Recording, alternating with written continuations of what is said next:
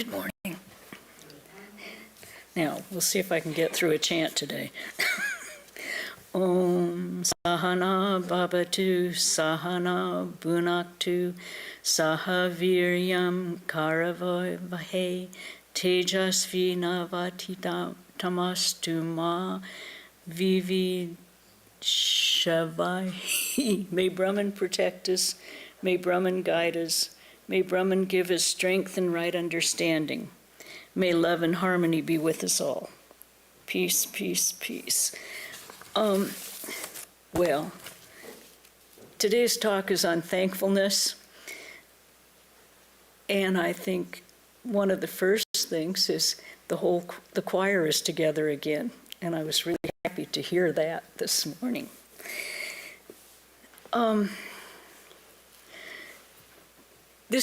We're getting up to the Thanksgiving week, right? And what is Thanksgiving? When we think about why we even celebrate this holiday, our folklore version of the first Thanksgiving. The Pilgrims arrived in the New World. They were facing their first winter.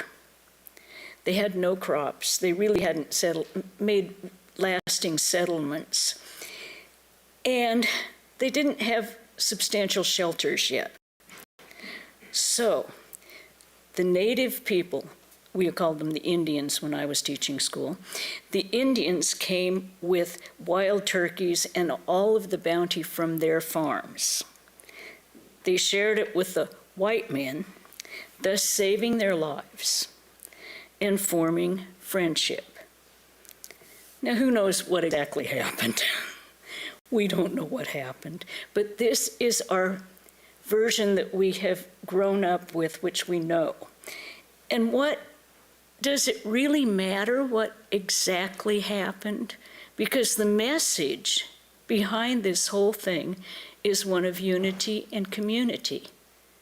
Two peoples getting together and helping each other. Now, the Pilgrims were eternally grateful because it saved their lives. The other astounding thing is that we as a nation put aside a day to be thankful every year, something to remind ourselves. The settlers were thankful for life, but we as a nation set this day aside and we call it Thanksgiving, where we gather together with our families to give thanks. Now, admittedly, it's gotten a little more complicated in the modern age. There's commercialism and materialism and Black Friday. But the main thing that we do, we gather as a family, the immediate family, but we also gather with extended families, friends, people that we know that don't have immediate family. And what do we do together? We get together to eat, which is a celebration of existence. This is what the original Pilgrims, they would not have survived without the food the Indians gave them. So we set aside one day a year and we overeat. But at the same time, we remember what we have to be thankful for. We're thankful for our family. Now, admittedly, we're thankful for our friends.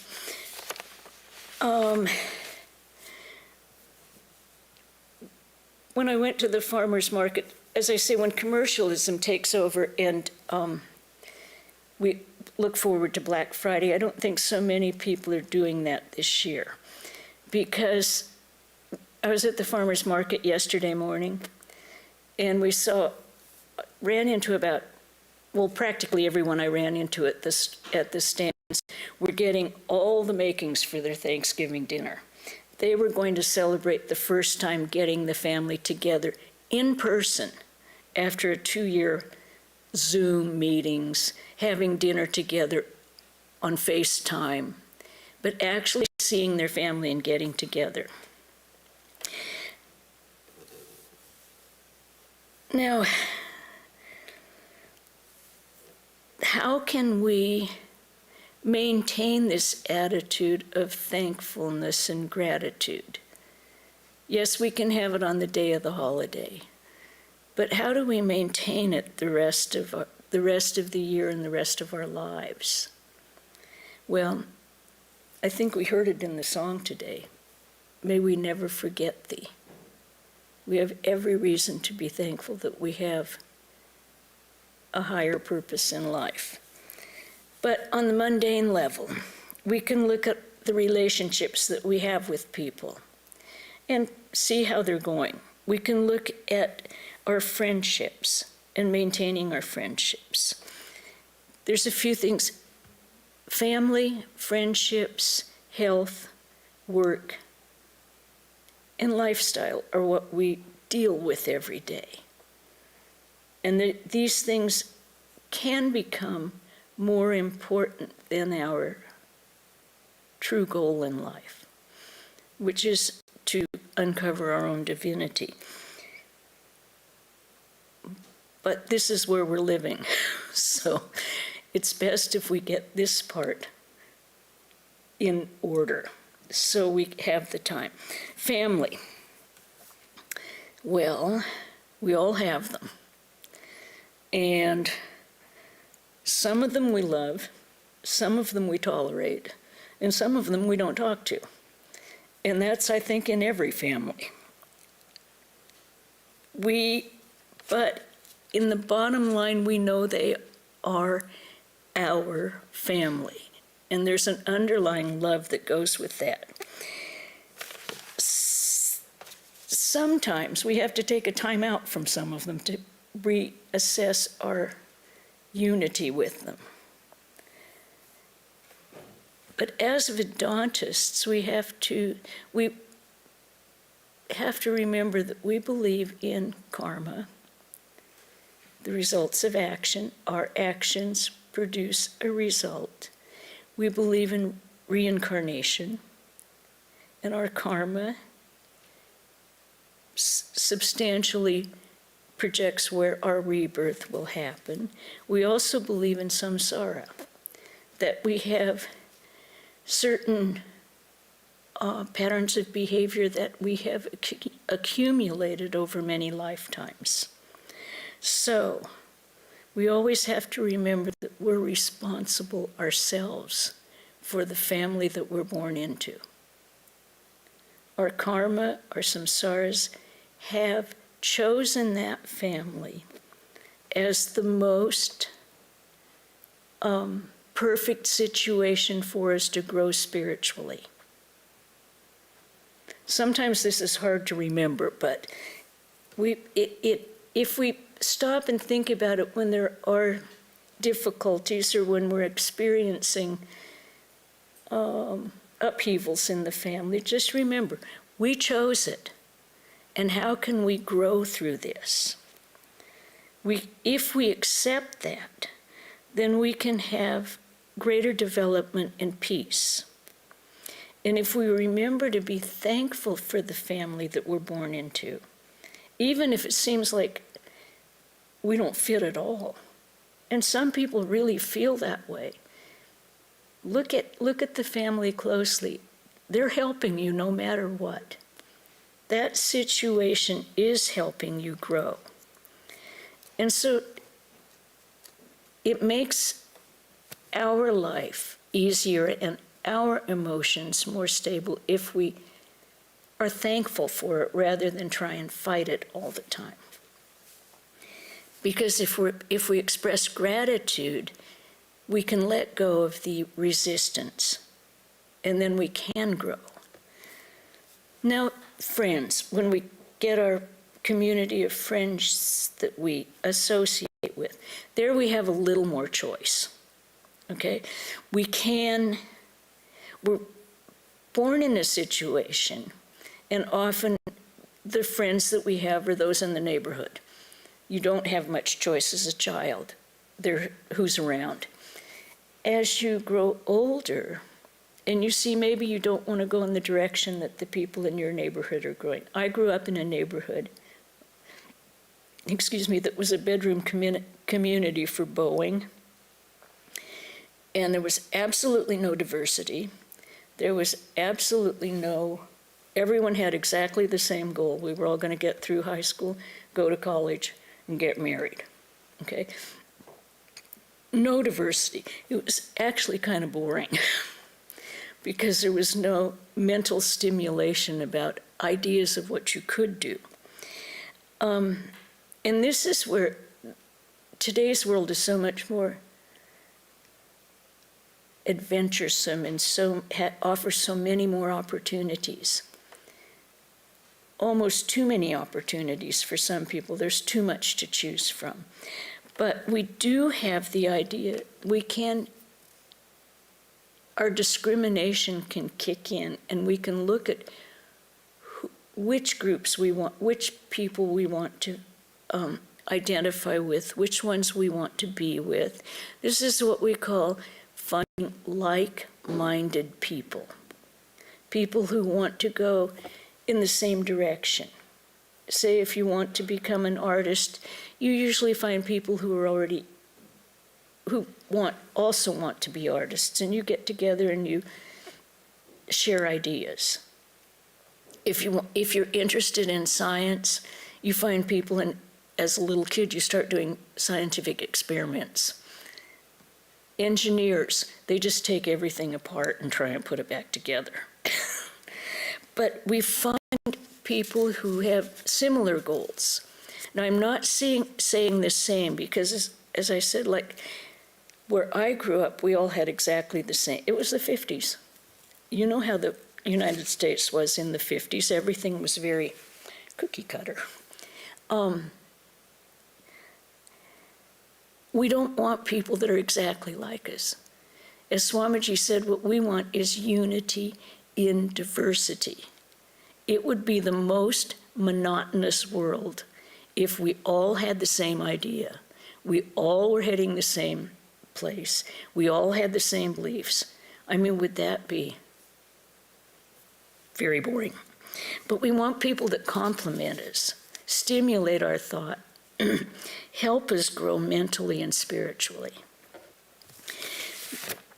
We can be thankful for the diversity of people and ideas that we meet every day, but at the same time recognizing our sameness, seeing the divine within, seeing how all of us want basically the same things. We want to be happy, we want to realize we don't know in some cases that what we want is to realize our own divinity, to see God. But that is, to my mind, the only thing that will bring true joy. We can help this along by expressing our gratitude to our family and friends. So often we take them for granted. You know, we get into habits, but being positive and expressing that was a beautiful thing you did, helps our mental and spiritual health, and our physical health also. Because the more positive we are, the healthier we are. They've shown that if we're positive and looking ahead, our immune system is actually better. And one thing that has a huge impact on that is nature and getting out in nature. I was reading an interesting thing. They were saying about forest bathing in Japan. And people go out into the forest and simply sit away from other people, and they sit there and imbibe the vibes, imbibe the quiet, imbibe the peace of nature. Benjamin Franklin was doing that his entire life. Of course, he was a little out there. He'd go out stark naked and be in the forest, which he called it air breathing.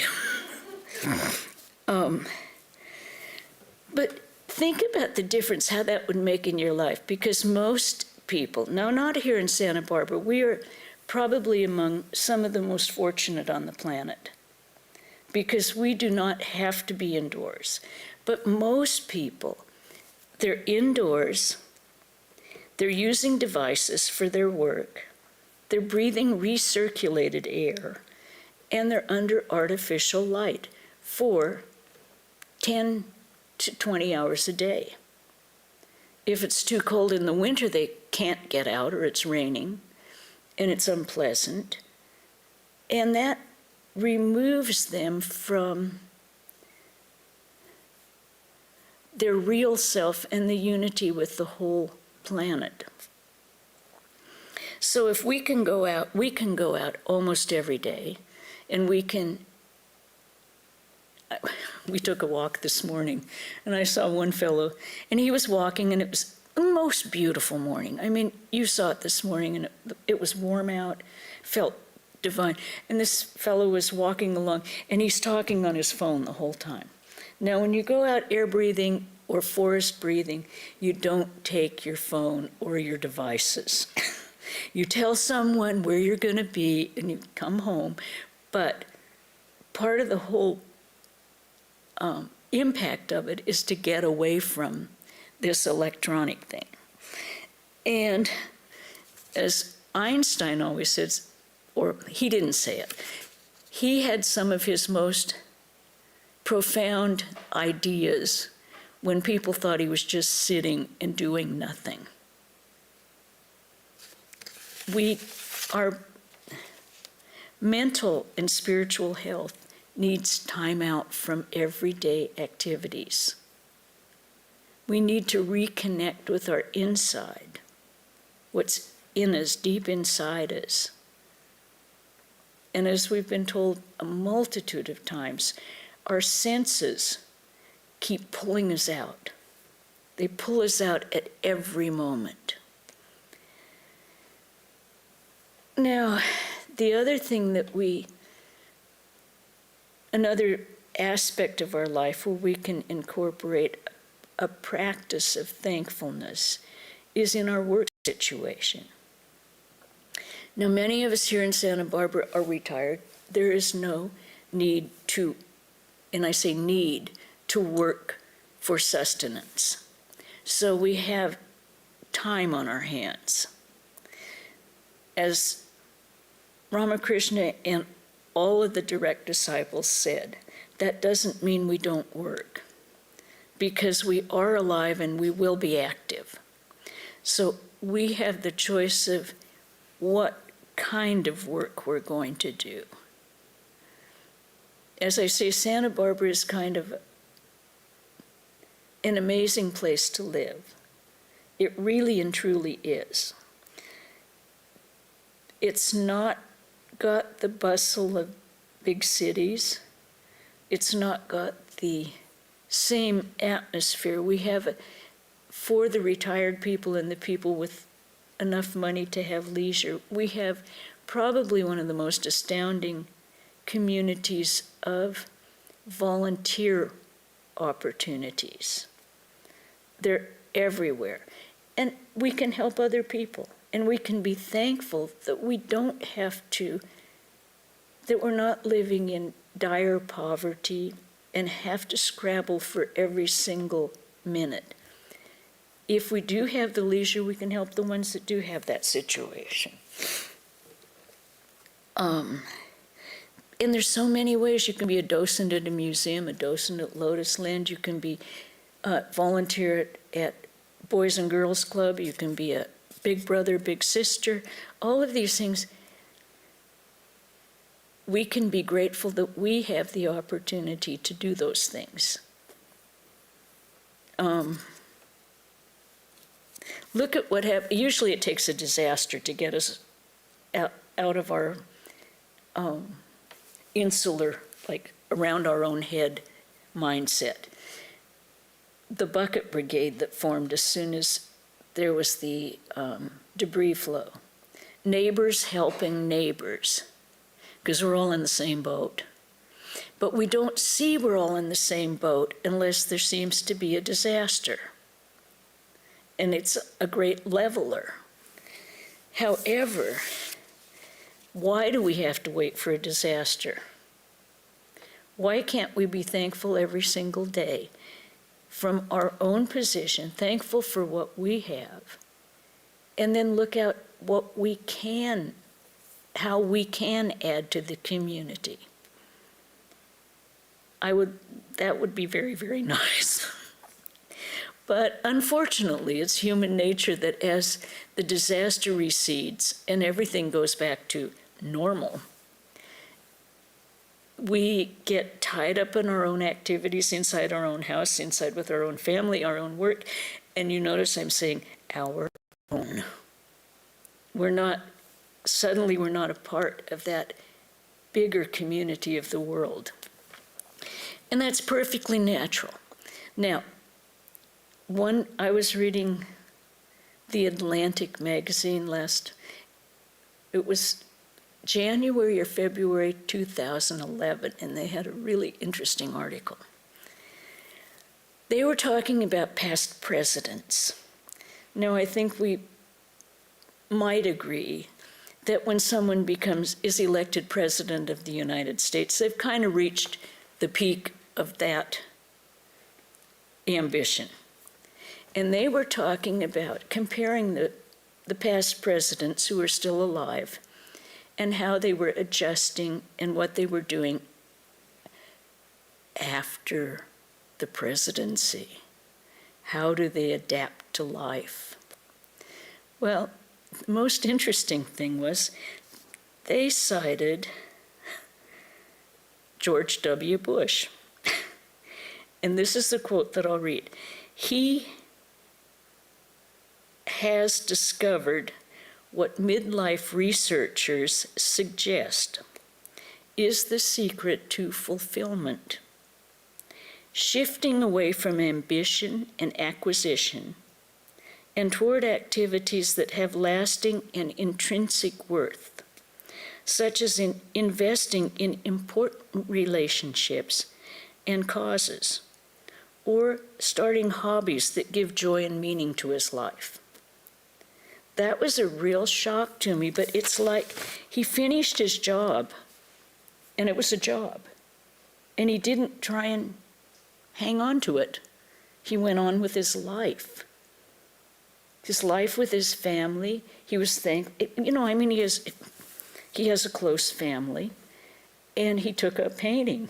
I don't know if any of you have seen his paintings, but they're really funny. He has a good sense of humor.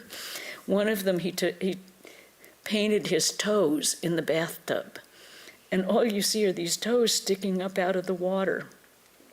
He also likes to paint his dog. But we have all of these things that we can be grateful for and thankful for. And now that we're getting on to, Thanksgiving, we can try to remember to maintain the feeling. I think after the last 2 years when people have been quite isolated,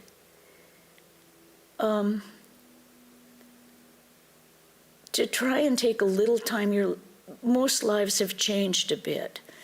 We've all had more time to think about what really matters. We've had more time I noticed that the things that I've noticed is cooking and gardening have become very important. And cooking is a wonderful hobby. It's creative,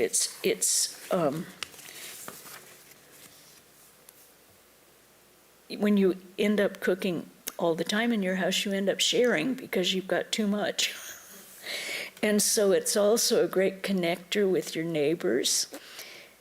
Gardening. Now, that gets you out in nature. You're doing something. You're touching the earth. You're growing things. Home improvement has also taken off in the isolation of the pandemic. All those projects that you thought you should do one day, you had the time to do them.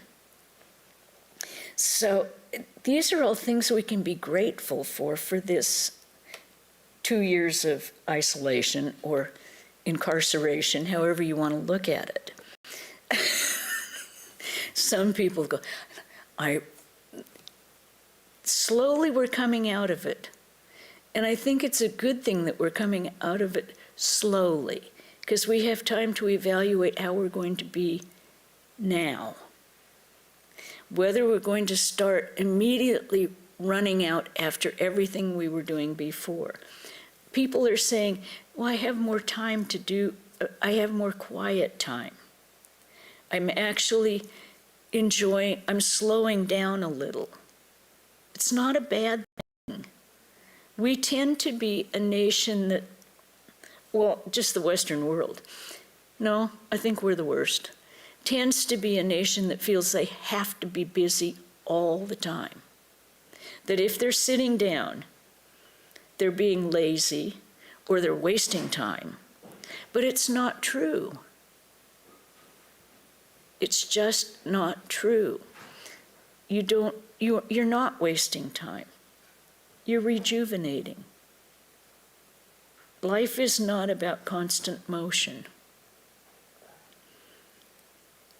So having the time to evaluate how we were before this last 2 years and how we are now, we can be grateful that we have this opportunity to look at our lives. We can look at what the difference between what we need and what we want.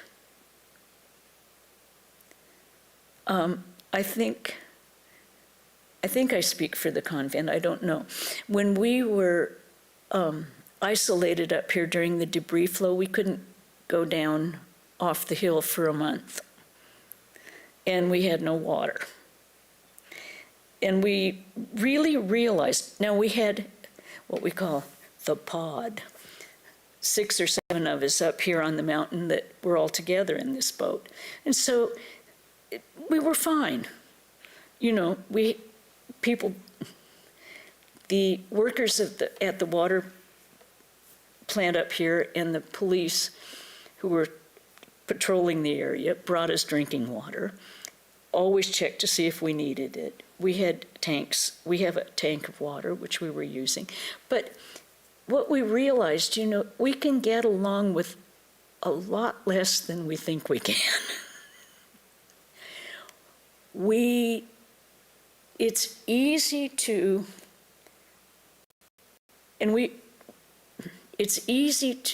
take the toothpaste out of the tube and impossible to get it back in, as the nuns, when they got out of their habit, said. But when something in nature forces you to look at things, it turned into kind of a good time. We were camping most of the time. And thank God 2 of our neighbors who were living up here had a lot of camping equipment, so we were pretty well supplied. They had a solar battery charger and all kinds of things. And it was at first very, very annoying, but it was instructive.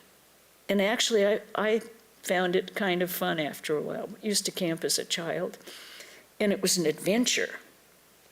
This was a forced adventure, and we were so glad when we could get out. The first time we got out, 5 of us got in one car with our driver's licenses, and we went down to a restaurant. And we came back. We live here, we live here. But if we can be grateful for all experiences that we have, because when we stop and look at our lives, every experience, good, bad, or indifferent, is what got you here now. This is what has shaped you. At the time, sometimes it seems like a devastating event.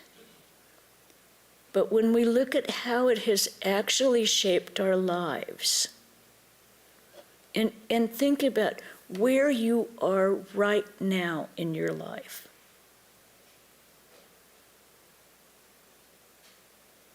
every single experience that you had, every person that you met has gotten you here. Now we have the opportunity to go forward. We have choices now, but we can be grateful for absolutely everything. You know, the car wreck, the fire, the whatever.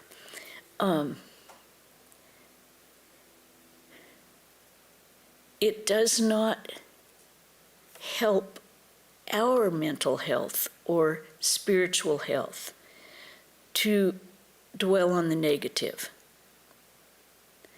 or to think, if this hadn't happened, I could. And we all have an if this didn't happen, I would have been different. No, every one of these events is what has gotten you here. Now, for my own personal feeling, I am so grateful I am here and have been here and found this philosophy that said, God is one, your basic nature is divine, and the reason we have human birth is to find that divinity and to recognize it. That changed my life, of course, but to be able to know this, even to be able to have heard it, and even if you don't pursue it right now, you have heard it. And the idea that God is, just is, and you are divine, will percolate through, and we have, to me, that is, I think, the thing in the world that I am the most thankful for, that I have had the opportunity to experience this.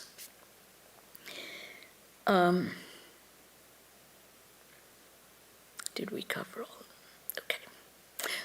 When we talk about another part of our life, our lifestyle, the neighborhood we live in, the emphasis we put on the externals of our life. When I say lifestyle, what we think we need.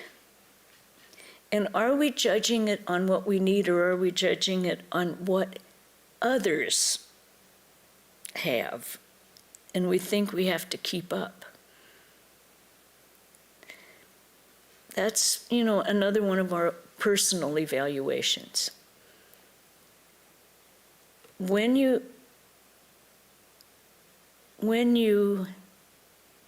know that you are divine and your true nature is perfect, there's nothing that anyone can say or do that can diminish that.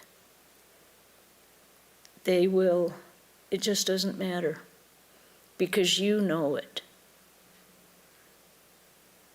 So, someone says, I don't know, one of the other things that was really funny was during the fire when all of us had to evacuate, and we were all, my evacuation suitcase had 2 pairs of jeans, no t-shirts, no underwear, and a lot of books.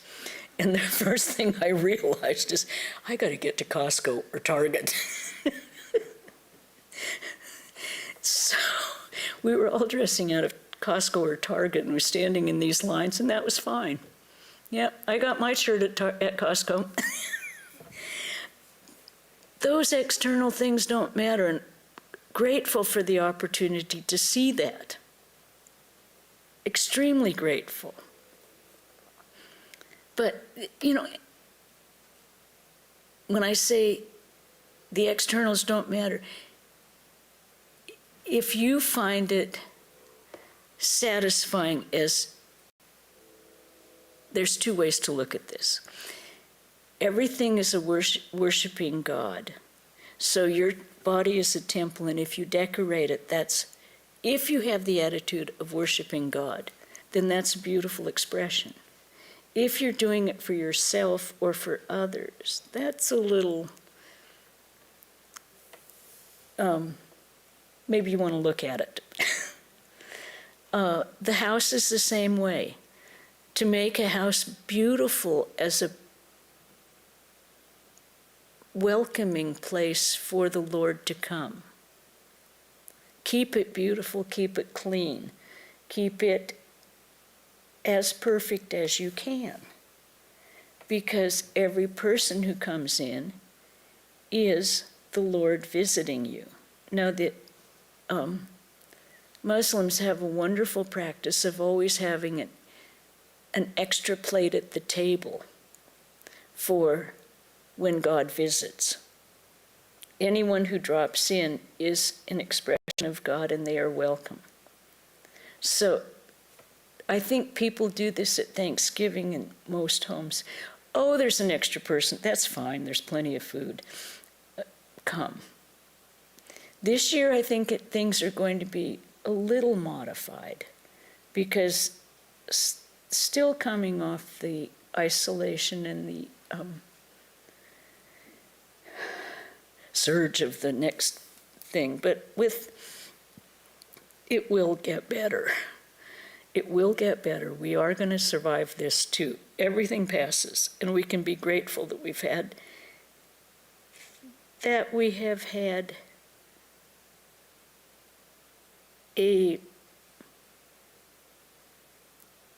that we have not had the devastating results that they've had in some parts of the country and some parts of the world. Once again, our tri-counties have done actually very, very well in this because we're not as crowded and we have this wonderful weather that lets us outdoors. And every day the sun shines and you get up and take your walk, I go, thank you, thank you, thank you. Because I just got back from Pittsburgh and it's cold and the wind blows and it's rainy and it takes a lot of effort to get out there and take a walk. Because it's physically unpleasant. And there's lots more cars going by. When I go out and I see this, then I think, I am so grateful we live here. We are so blessed. Just weather-wise, we can be outside so much of the time, and this is extremely healthy for us.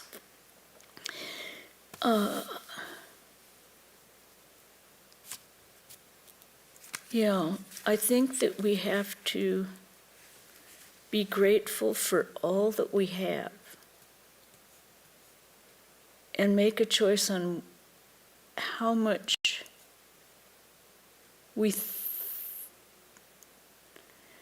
how can I say this?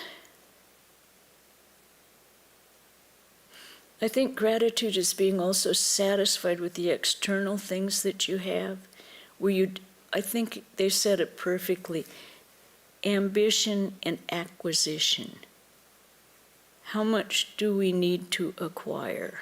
That was quoting the Atlantic. At a certain point of our life, we are in that mode. You need ambition ambition and acquisition to provide for your family, to go forward. But there reaches a point in everyone's life where they stop and say, is this where I want to be going? And I think for most people who are coming to church and come to the temple, you've already gotten there. You are looking at what else there is in this world to be thankful for and that is offered. And a lot of times it's not what's in this world, it's what's inside you. And that's where we need to look and be grateful that we can.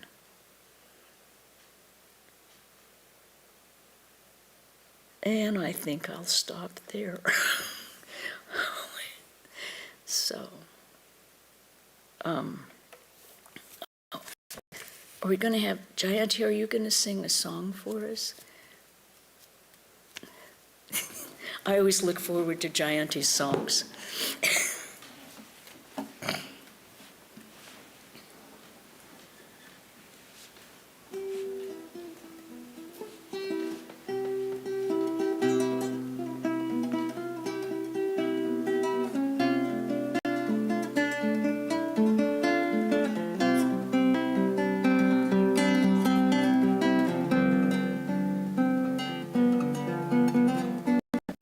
I'm thankful for the mountains.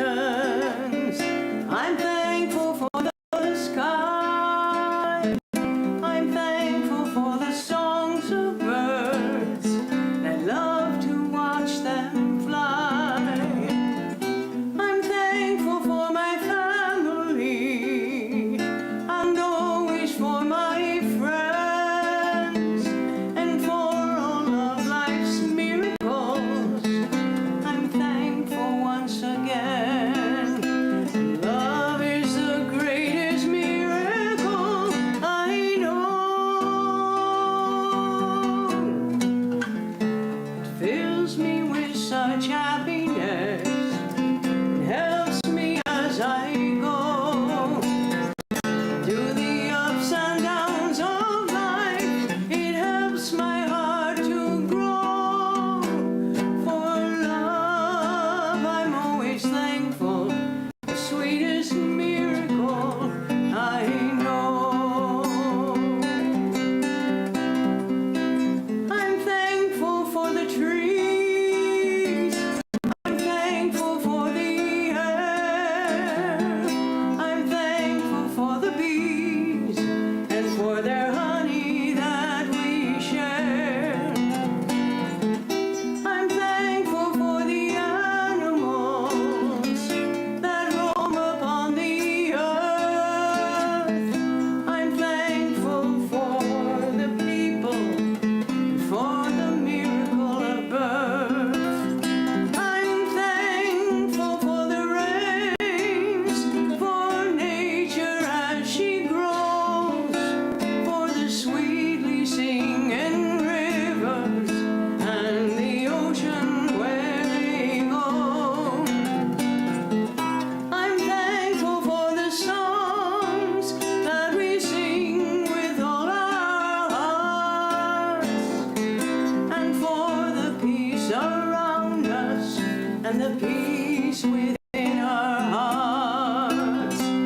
Love is the greatest miracle I know.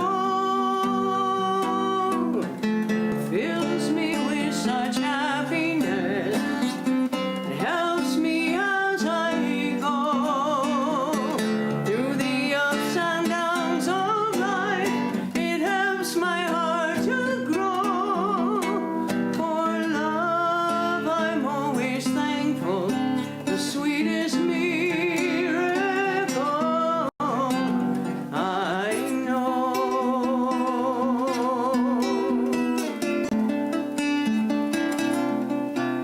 For love, I'm always thankful. The sweetest miracle I know.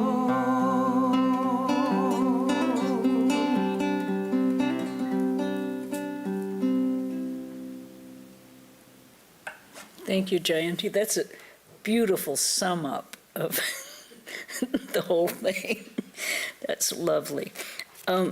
Next Wednesday, we'll have the reading of For Seekers of God at 4:30 at 5 o'clock in the temple. Saturday, we will have Swami Sarvadevananda's class on the Bhagavad Gita at 4:30 in the temple. And he will give the lecture next Sunday, and the topic is the Vedas, perennial source of bliss. So I hope we see you in person or on Zoom. Okay. Om Purnamada Purnamidam Purnat Purnamudachyate Purnasya Purnamadaya Purnameva Vashishyate. Om Shanti Shanti Shanti. Filled with Brahman are the things we see. Filled with Brahman are the things we see not. From out of Brahman floweth all that is. From Brahman all, yet is it still the same. Peace, peace, peace be unto us all.